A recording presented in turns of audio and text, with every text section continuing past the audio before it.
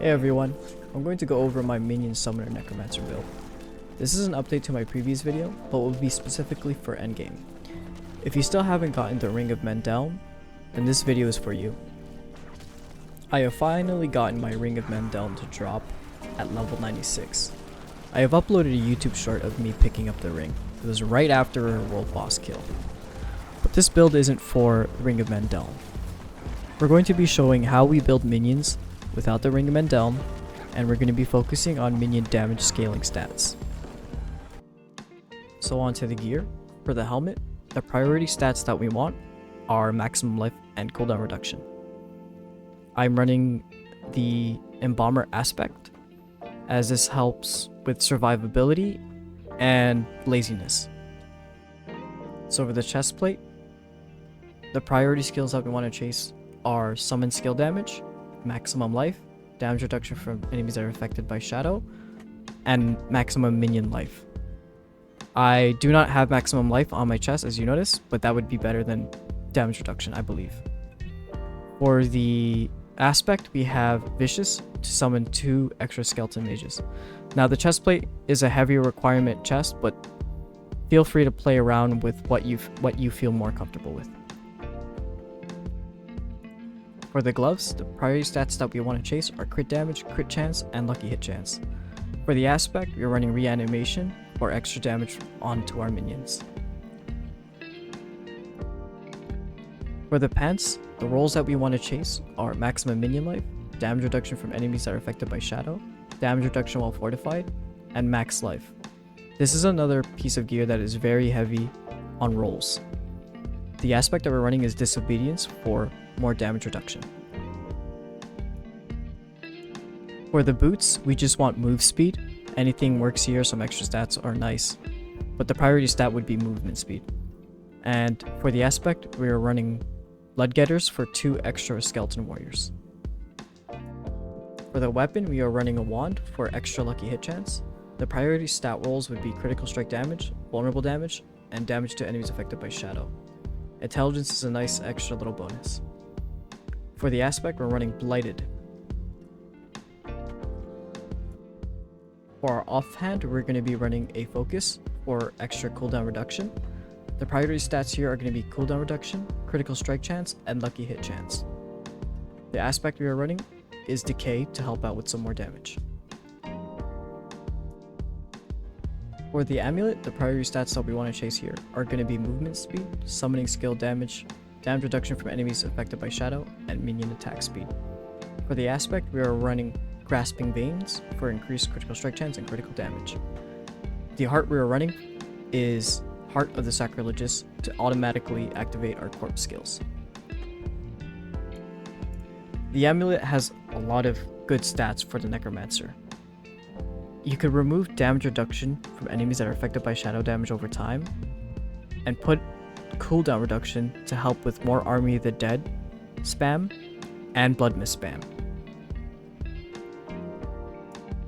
So for our first ring, the priority stats that we want to chase are going to be crit chance, crit damage, lucky hit chance, and maximum life. The aspect that we are running is Unyielding Commander, and this helps our minions gain more attack speed and take reduced damage. For the heart, we are running Barber. So for our second ring, the priority stats that we want to chase are crit percent chance, lucky hit chance, maximum life for us, and maximum life for our minions. The aspect that we're going to be running is Frenzy Dead for increased attack speed, and the heart we are running is the Auto Decrepify. Now for the maximum minion life rolls, having 3 I feel like is enough. If you find that your minions are dying a little more, feel free to put more maximum minion life on the other ring, but I think 3 maximum minion life rolls is pretty overkill, especially with the damage reduction from Army of the Dead Unyielding Commander's aspect.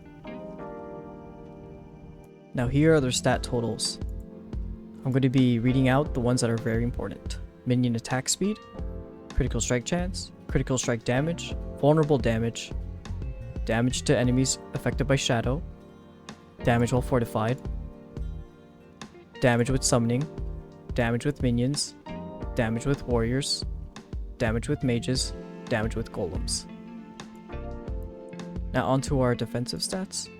Minions have 190% life, warriors have 45%, mages have 60%, golems have 75%. Now onto the damage reduction. I'm going to scroll slowly. We have 8% damage reduction, 41% damage reduction from Shadow DOT. This is important. Damage reduction while fortified is nice as well, and minion damage reduction. For our utility, the only things that matter here are going to be our movement speed, cooldown reduction, and lucky hit chance. Now onto the Book of the Dead. We are running Reapers for our Skeleton Warriors. We want them to create more corpses, and this will help us build more Fortify. For our Skeleton Mages, we are running Shadow, and this will help with the proc over Shadow Blight key passive. You could also run Bone Mages, depending on the Nightmare Dungeon affixes.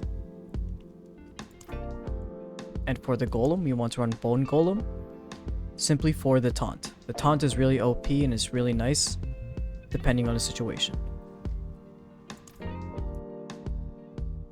For the skill tree, we take Reap, but we don't actually use it. We then take Queued Flesh for more corpses.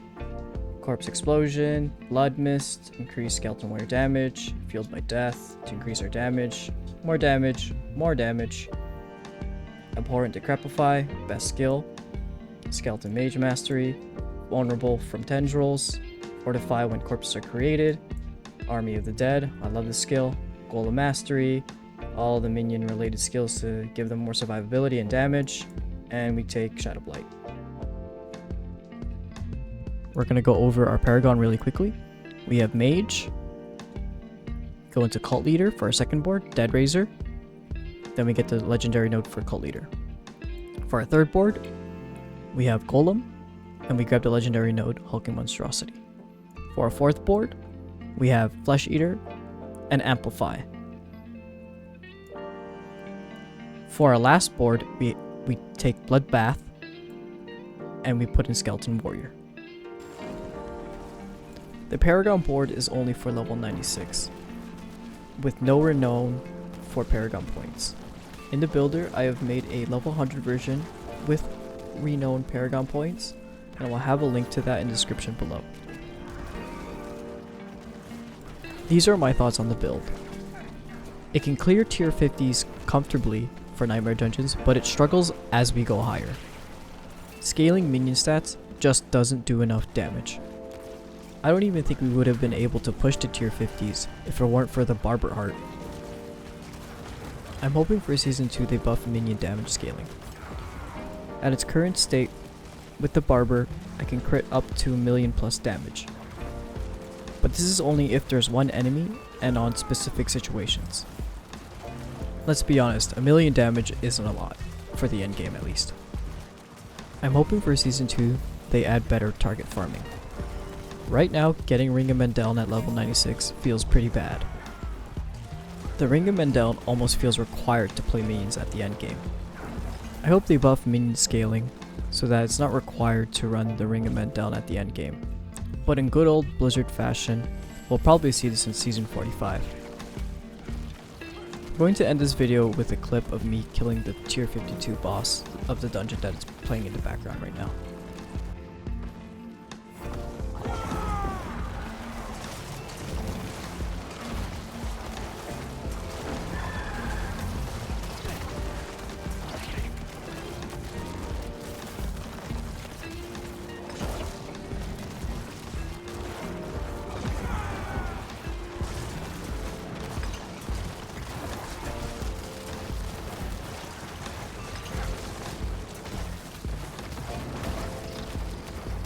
Thanks for watching my video, leave a comment, like, and subscribe.